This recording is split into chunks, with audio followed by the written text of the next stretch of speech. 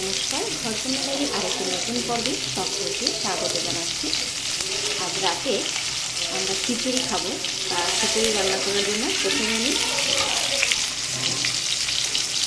আমি আলু কেটে নিয়েছি, আর করলা নিয়েছি, আর আমরা এগুলোকে প্রথমে ভেজে নেব।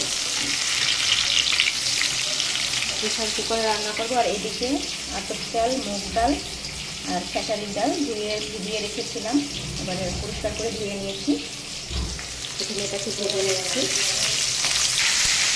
দেখুন, আলু এবং করলা ভাজির সাথে কিছুটা লাউ শাক আর কিছুটা লাউ শাকও দিয়েছি। এটাকে বেশ ভালো করে ভেজে নেব। দেখুন, যেহেতু মুগ ডাল দিয়ে খিচুড়ি হচ্ছে, সাথে একটু পাঁচফোড়ন দিলাম। পাঁচফোড়নটাকে যাতে পুড়ে না যায়, তেল অল্প গরম হওয়ার পরে দিয়ে একটু সময় নেড়ে করে নেব। এবারে চালটা দিয়ে দেব। দেখুন, এবারে একসাথে মিশিয়ে রাখা চাল, ডাল আর তেজপাতা, এলাচ, লং, দারচিনি দিয়ে দিয়েছি। এবারে তাকে নেড়ে করে একটু ভেজে নেব। দেখুন, চাল ডালটা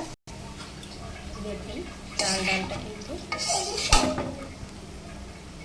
ভেজে উঠিয়ে নিয়েছি। আর এদিকে প্রেসার কুকারে জল গরম বসিয়ে দিয়েছি। আর চাল ডালটা প্রেসার কুকারে গরম জলে দেখুন চাল ডাল দিয়ে দিয়েছি গরম জলের মধ্যে।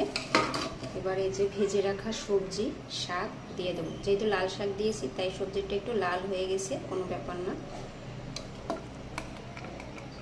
এবার দিয়ে দেবো এটা।